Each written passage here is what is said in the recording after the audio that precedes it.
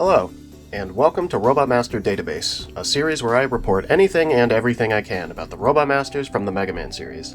I've always wanted to do a series like this, and I'm surprised it hasn't already been done before, so I'm eager to get started.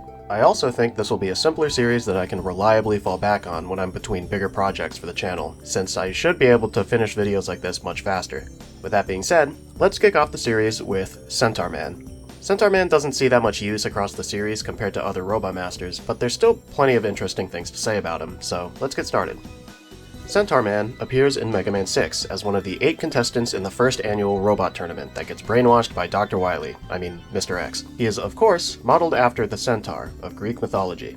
Like most Robot Masters, his design was a contest winner, submitted by one Kazuki Kidoguchi, although his original submitted name was Centaur Man, instead of his final Japanese name, Centaur Man. His serial code is DWN-042. Centaur Man's level, the Ancient City, is one of my favorite levels in the series, at least aesthetically. It's filled with pillars and waterfalls reminiscent of Atlantis, which is fitting for a robot based in Greek myth. Partway through the level, there's this set piece where a body of water attached to the ceiling rises and falls, affecting the jump height of both the player and enemies. I just think it's very visually striking, and combined with the serene music, it makes for a very mystical vibe. The Ancient City is also the only level to have the Submarine Flyer and Choker O enemies. This stage is also one of the 4 stages in Mega Man 6 with a secret exit, although calling it a secret is being generous. Look, here's the secret exit, and here's the normal one. Defeating Centaur Man in the secret exit awards you the letter T part.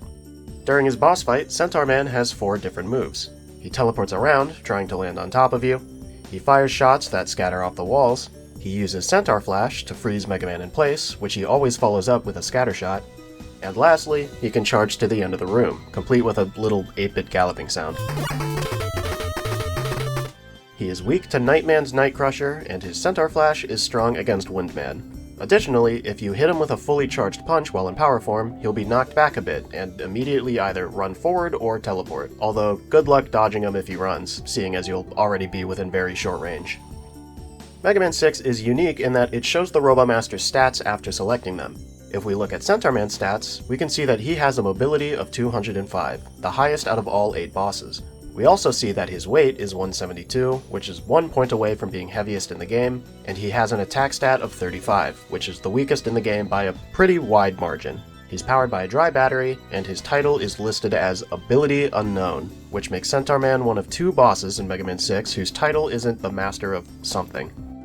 Centaur Man also appeared in the series' second arcade game, Mega Man 2: The Power Fighters, as a boss fight in the Where's Wily course. Here, he has a very different moveset.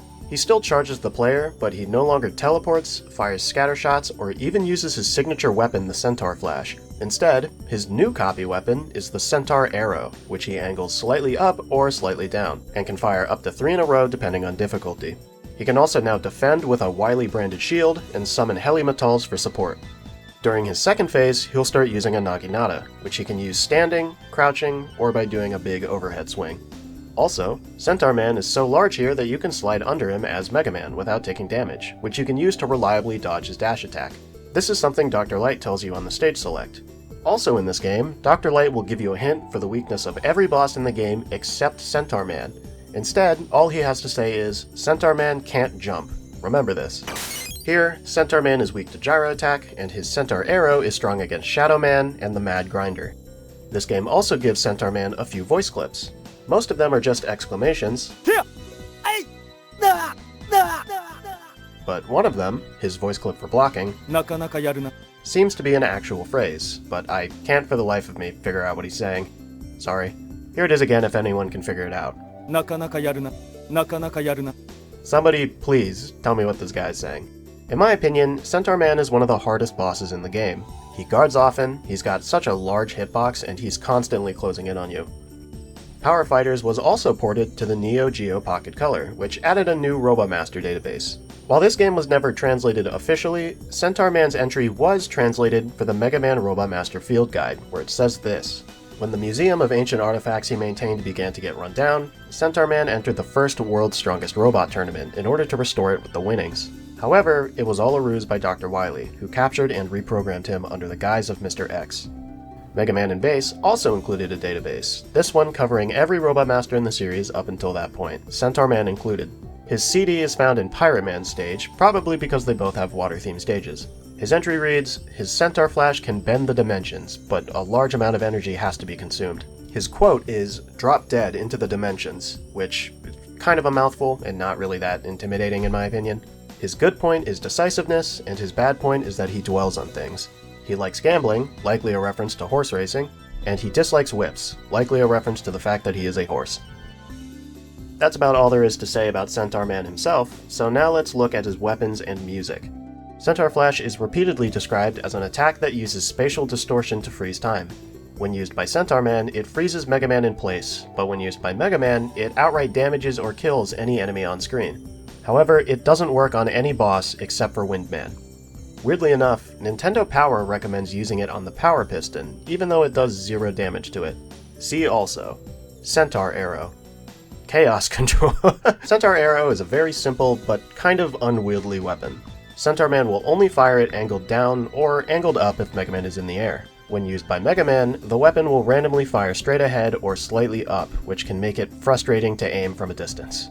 Centaur Man is one of the few bosses in the series to possess more than one special weapon. Also, his use of a bow and arrow bears similarity to the constellation Sagittarius. Coincidentally, a robot actually based on Sagittarius did end up appearing later on in the series. Centaur Man has had 4 official tracks so far, at least that I could find. Of course, there's his original 8-bit theme from Mega Man 6, and later on, this theme was remixed for the PS1 port Rockman 6 Complete Works, which you've been listening to this whole time. In Mega Man 2 The Power Fighters, his theme is actually a remix of Junkman's theme, which was just reused from the Junkman fight in the previous arcade game, Mega Man The Power Battle, specifically the CPS2 version.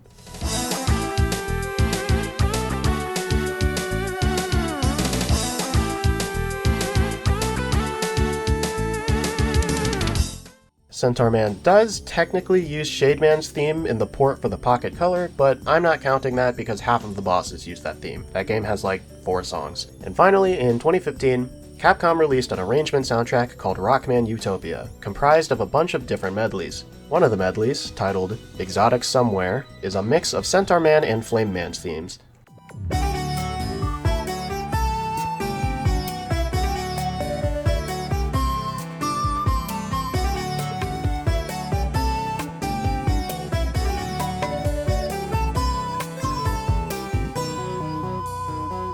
I only just found out about this while researching for this video, and I highly recommend giving it a listen. It's got major Kirby Planet Robobot vibes. Now, we've already gone over all of the main appearances of Centaur Man in the games, and I want to move on to his major manga depictions, but first, I want to quickly go through all of his minor cameos. For starters, he can be seen in 2 shots in the intro cutscene of Mega Man 8, during the part where all the Robot Masters surround Mega Man. He's also briefly visible for just 1 panel in the prologue of the Rockman and Forte manga.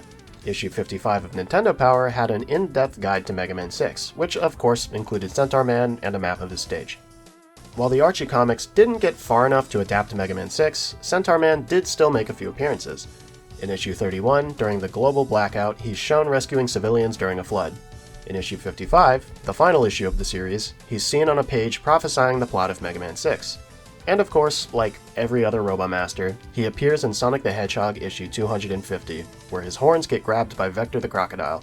His last minor cameo is this. I don't know what this thing is or where it comes from, but it's on the Mega Man wiki. So, from what I can find, it's something called a Keshi Gomu figure, but I don't think anyone knows the name of the brand who made it, so here you go. Moving on. Okay, last minute update here. While I was editing, I found out about this. It's a Japanese adventure game book with some kind of device built into it. I haven't properly looked into this thing yet, but I do know that Centaur Man is in it, so I'd be remiss not to bring it up. Okay, update over. Centaur Man had 2 major manga appearances. He appeared in Mega Man Megamix's final story arc, The Greatest Enemy in History. He's seen at the beginning during a summary of Mega Man 6's plot, and again later after he's been turned back to normal. Later still, he's repaired by Dr. Cossack, and he shows up during the final fight to help Mega Man. Worth mentioning is that even though this story takes place immediately after Mega Man 6, Centaur Man's weapon is shown to be Centaur Arrow and not Centaur Flash. Centaur Man appears one more time in Mega Man Gigamix's final arc, where he's shown being defeated by Saturn. But personally, I'd say Centaur Man's better known manga appearance is in the manga for Rockman 6. In Chapter 1, Centaur Man is introduced alongside all the other contestants. This chapter, and the 7 chapters following it, are dedicated to Mega Man tracking down and defeating the 8 Robomasters, just like in the game. In Chapter 6, after just barely defeating Yamato Man, Nightman appears and declares himself Mega Man's next opponent. He allows Mega Man to leave for repairs and tells him that he'll be waiting for him in his castle. There, he prepares for Mega Man's arrival by practicing on his own henchmen, before Centaur Man suddenly shows up. Centaur Man appears very fond of Nightman, offering him some of his own henchmen to train on, and declares Nightman as the strongest robot knight in the world. Nightman says he's honor-bound to fight Mega Man one-on-one, so Centaur Man, respecting his wishes, returns to the ancient city, which in this manga is called the Innocent City. At the end of the chapter, Centaur Man is shown staring at Nightman's reflection in the water, lamenting that he can't be there to help him fight Mega Man. In Chapter 7, once Nightman is defeated, Windman appears to mock Mega Man. He claims that defeating Nightman was a double-edged sword, and that he would fight Mega Man now, but he doesn't want to get in the way of Centaur Man. Meanwhile, Centaur Man learns about Nightman's defeat and is so overcome with grief that he promises to show Mega Man the full power of Heartbreak. Mega Man fights his way through Innocent City and finds 2 exits. This is the only time in the manga where the secret exits from the game are acknowledged. Mega Man picks the bottom exit where he's greeted by Centaur Man, who vows to get revenge. Meanwhile, Mega Man is confused as to why and how Centaur Man and Nightman could possibly be so close. Centaur Man attacks Mega Man, knocking him down. Then, he lets him fully recharge his energy just so that he can keep attacking him. Mega Man is able to counter and manages to come out on top, but Centaur Man reveals that Mega Man was only fighting a dummy and warps him back to the city entrance. Then, hilariously, Mega Man is shown redoing the entire level. Mega Man picks the top exit the second time around and comes face to face with the real Centaur Man. Here he comes to a major realization, that despite everything we've learned thus far, Centaur Man can jump. Then he comes to a second major realization. After deducing that Centaur Man is weak to the Night Crusher, Centaur Man's helmet breaks open and reveals that he was actually, secretly, a woman. Only after this does Mega Man think, oh, you two were in love. Despite Centaur Man's unending hatred, Mega Man is able to quickly finish the fight with another Night Crusher. He walks away, distraught over what he had to do. Centaur Man makes only a few more appearances after that. After all 8 Robomasters are defeated, they all kind of continue existing within Mega Man's copy system and encourage him for the rest of the manga. In the last chapter, Centaur Man's mindless body is resurrected for the boss refight, but is later repaired properly by Dr. Light alongside all the other Robomasters, and the whole unending hatred thing is seemingly forgiven. Overall, I think revealing one of the Robomasters to secretly be female is super cool and kind of a novel twist, especially considering just how few female characters there are in classic Mega Man. This plot point, though pretty minor in the grand scheme of things, really makes Centaur Man and the manga overall stand out a bit. And while it's likely just a coincidence, this depiction of the character does kind of line up with Mega Man and Base, which refer to him as being decisive while also dwelling on the past. Also, I've seen a bunch of spin-offs try to explain why certain weapons are effective against certain bosses, but I can't say I've ever seen the explanation of, oh, this boss is weak to this weapon because it's the weapon of their dead lover. That is, like, off-the-walls bonkers. That is, like, insane to me. But with that, that's just about everything I can possibly say about Centaur Man. All I really have left is trivia, like how Centaur Man is the first Robomaster in the series to be based on a mythological creature. He's also the only Robomaster from Mega Man 6 to not have a NetNavi counterpart in the Mega Man Battle Network series. And lastly, in Mega Man 2 The Power Fighters, where Centaur Man's theme is a remix of Junkman's, he coincidentally summons Helimetals, which also only originally appeared in Junkman's stage. But aside from those, that's about it. We've covered absolutely everything. I wanted to be as thorough as possible, but I still didn't expect to find this much information. It kinda makes me worried about making database episodes for the more commonly used Robomasters. But on that note, what Robomasters do you guys want to see next? There's 88 Robomasters in the main series, and if you add others like the King Numbers and the Star Droids and the Mega Man Killers, we have well over 100 bosses to go through. And since I genuinely don't know where to start, I'm extremely open to suggestions. So please, list your favorites or even your least favorites down below, and subscribe so that you don't miss any future episodes. This has been Robomaster Database. Stay equipped, and thanks for watching. Is stay equipped a good sign-off? We'll run with it for a bit. We'll see how it works.